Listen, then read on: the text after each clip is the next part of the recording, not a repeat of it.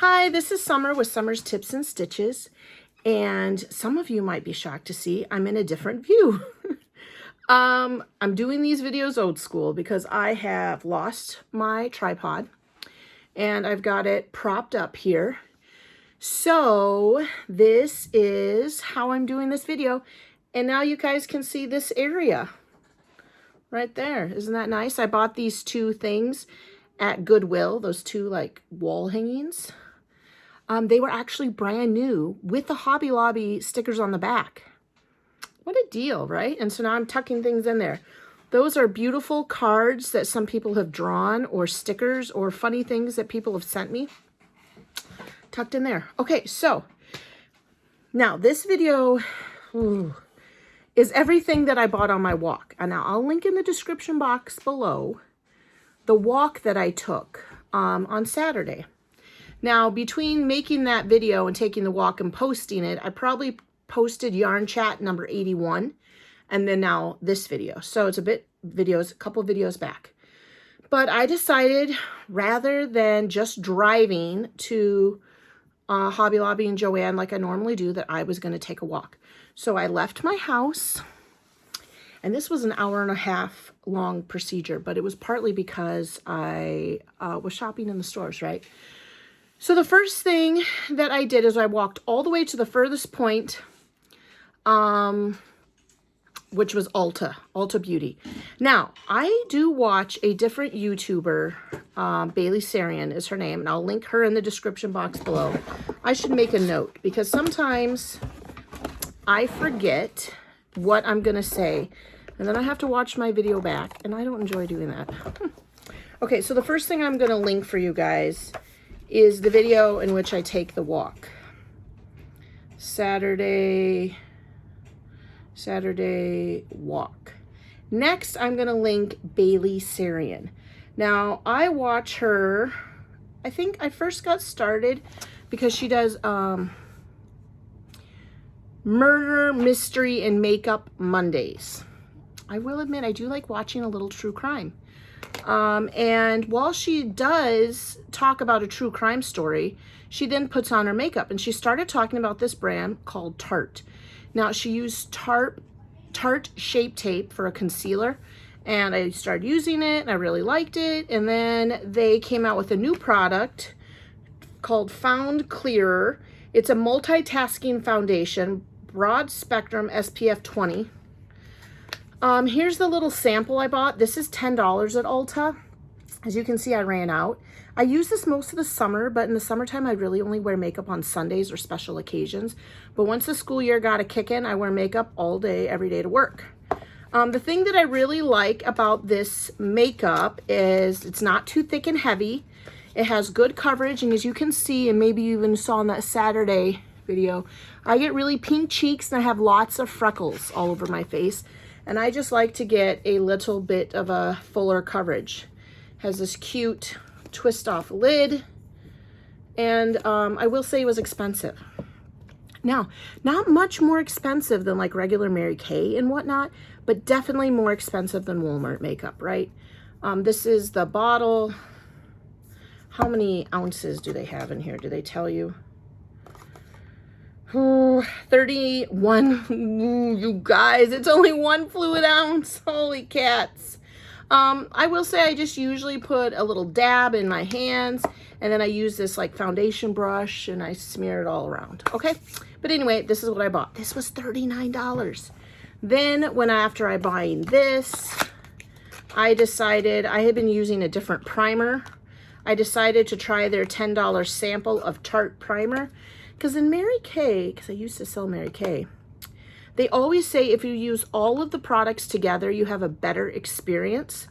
So they want you to buy the cleanser, the moisturizer, the primer, the foundation, and all that. So I thought, well, why not try their primer? Their primer is very different than the one I have currently been using. I have been using something called Photoshop, I believe, or Smashbox. And that's like a clear liquid that you pump out. Whereas this is like a creamy. So I thought I'll try it for $10. If I like it, then I'll look into buying the whole one. If I don't, I'll go back to my regular one. Okay, so that was the first video, the first part of the video. I went to Ulta.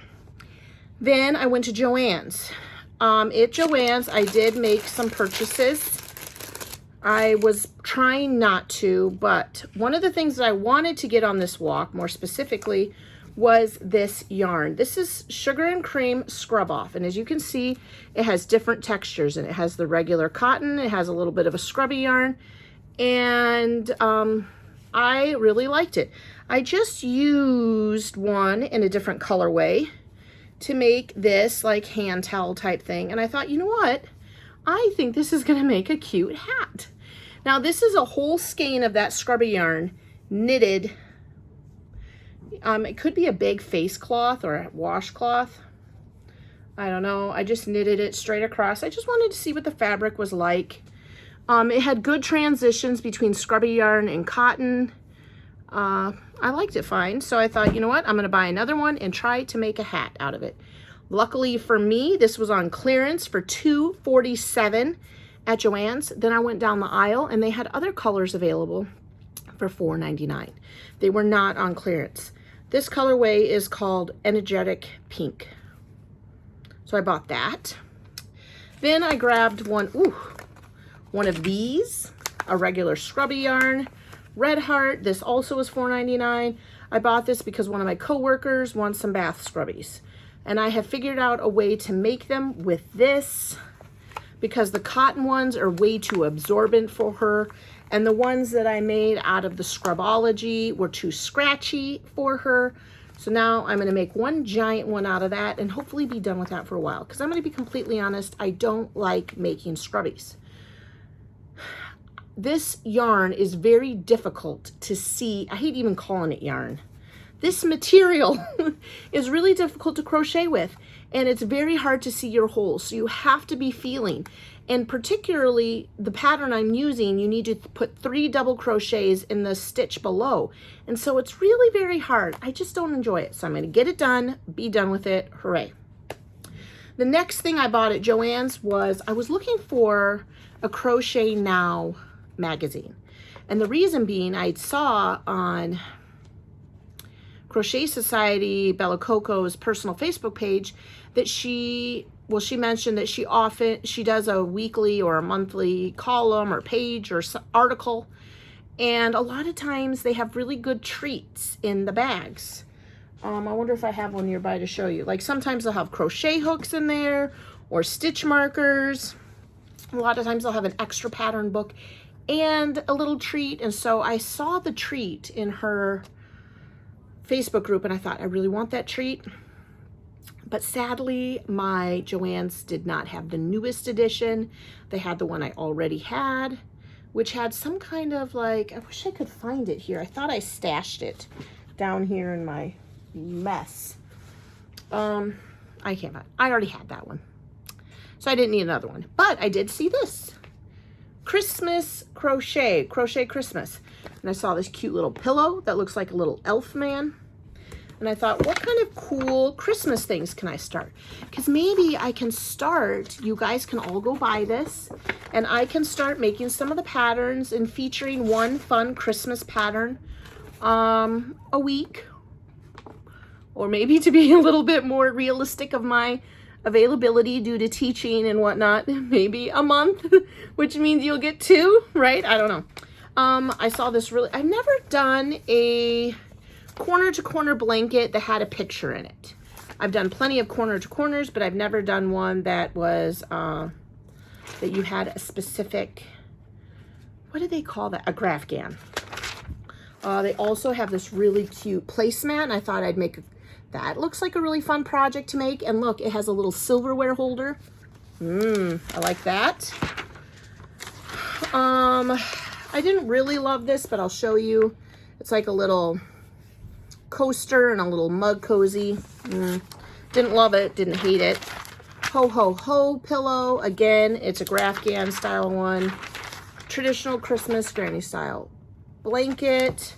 But I'm trying to find what I really want to show you that I was kind of excited about. Some kind of garland to make out of granny's triangles. Okay, so this is cute. Here they have some kind of a reindeer pencil type bag. Look at that. Cute little snowman. I liked that. We're coming up on it, I think. Here, this is what I was like sold on. A couple years ago, I was making a kind of gnome, and look at this one. This gnome, the gnomes I were making before just had a little body, the arms, the nose, and the hat. This one has got legs, and I was like, ooh. I like gnomes.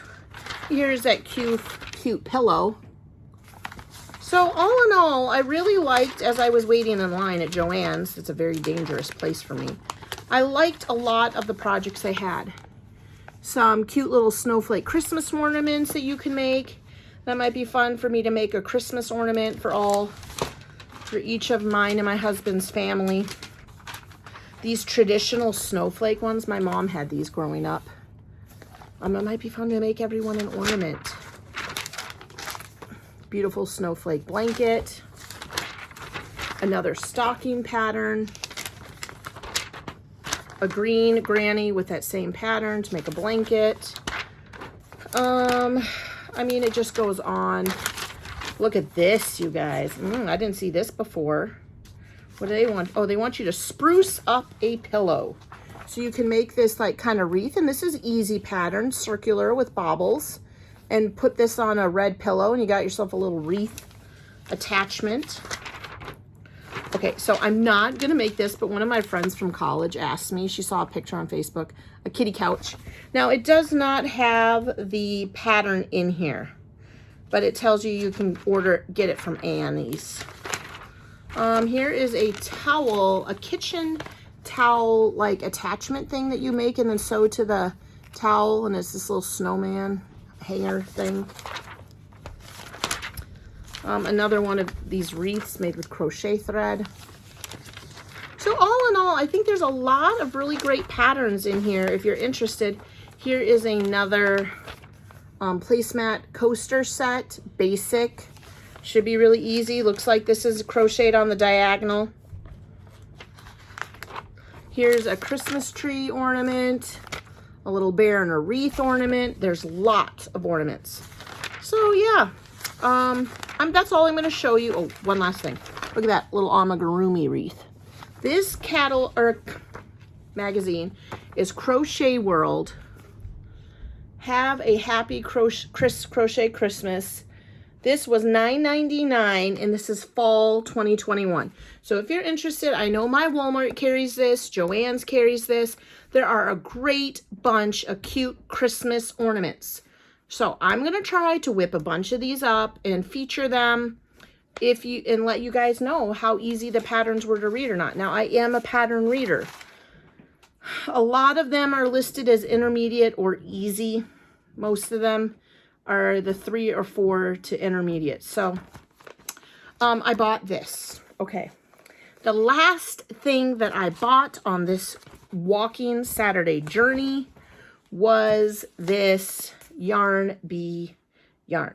Now, when I walked by it, they had a beautiful purple steely one, a blue, a pink, an orange, a gray, a tan. But what I had looked at, I saw that said Yarn Bee Yarn ID. And I thought, what in the Toledo is that? I'd never heard of Yarn ID. And my Hobby Lobby had no employees. I mean, they had a bunch of the cash register. They had like 4 registers open. But I could not find anybody in the yarn section. And typically, and I'm not trying to be rude about Hobby Lobby. I'm not trying to be rude about all of them. I'm just saying, typically, my Hobby Lobby employees that I see in the yarn section don't know very much about yarn. They just open up the boxes and stick it on the shelf. I'm shocked that they even work in a craft store. So there was nobody to ask. I started looking up Yarn ID, Yarn Bee, Yarn ID. There was nothing that I could find about what that even means. So I decided to take a look at the labeling, and it says it's a 5-ounce, 252 yards, 80% acrylic, 20% polyamide. Use a 5mm knitting needle, size 5.5 crochet hook, millimeter. I mean, nothing exciting that would be like, oh, that's what Yarn ID is.